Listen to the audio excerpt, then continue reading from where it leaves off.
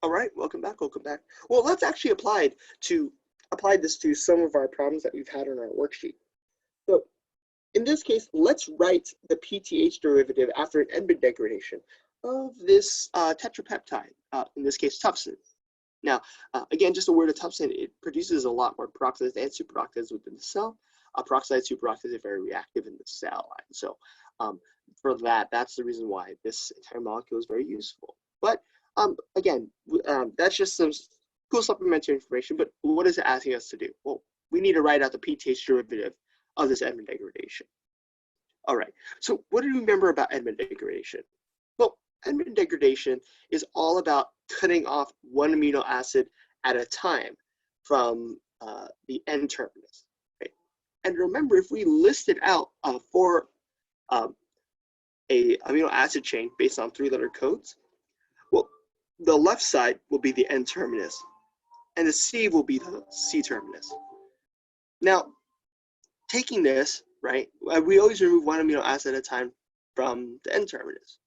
So what we can do is just take this right here, and then that's the one that we're going to be cutting out. And so just as a reminder, this is what the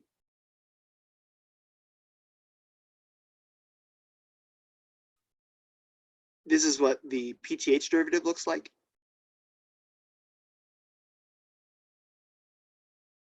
Okay, very close, right? So there's NH2 to an N to a phenyl group, and then C double bond S. It was C double bond on one side, right? But on this side, right here,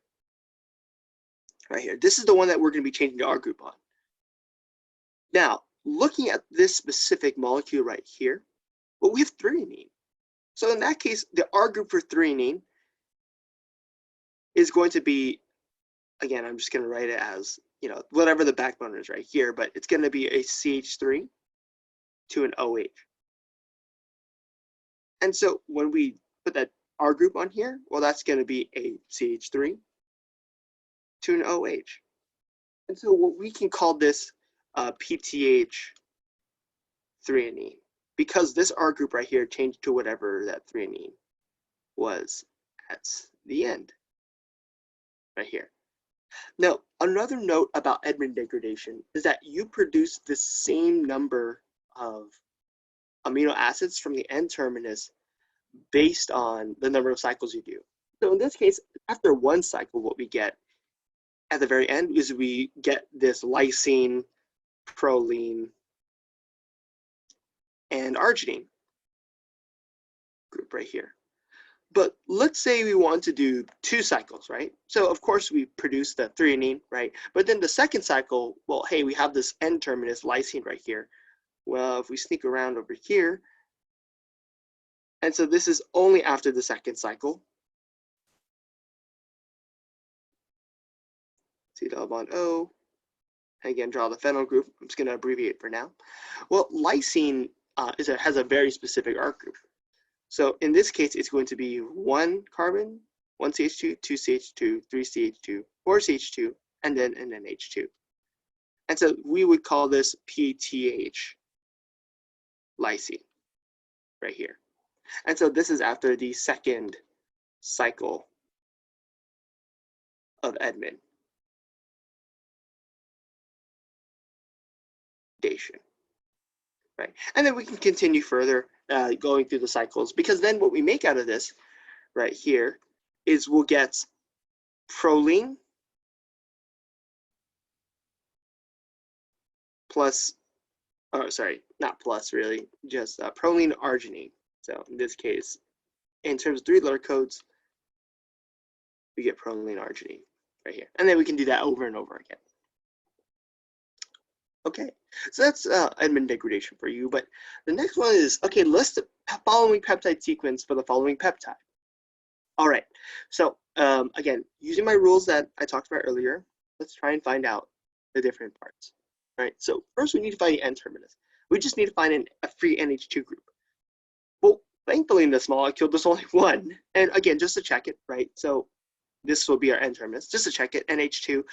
Okay, there might be an R group right here, CH2, but 1 more carbon, oh, that's C double bond O. So this must be the N-terminus right here. Okay, Now we can find the C terminus, but let's look at our backbone first. So we have NCC, N, even though it looks like it's in this 5-membered ring, C, C with the C double bond O, then NCC. So this end right here must be the C terminus. Because if you look at this C double bond O at the bottom right here, the problem with that is that it's NCC, but that last C is not a C double bond O. That's an issue, and that won't be our backbone C terminus. Okay, now that we've found the N terminus, and in this case, the C terminus, let's try and find the different R groups that we've had. Okay, so starting from NH2, well, we have the 1 carbon over, right? So this is an H, okay? And so we can call this right here glycine. That's good. Okay, peptide bond. But what you notice right here is that there is this 5-membered ring. It's not a usual NH. It's a crazy thing. Well, if you remember your R groups, the only one that's a circular peptide, that's going to be proline.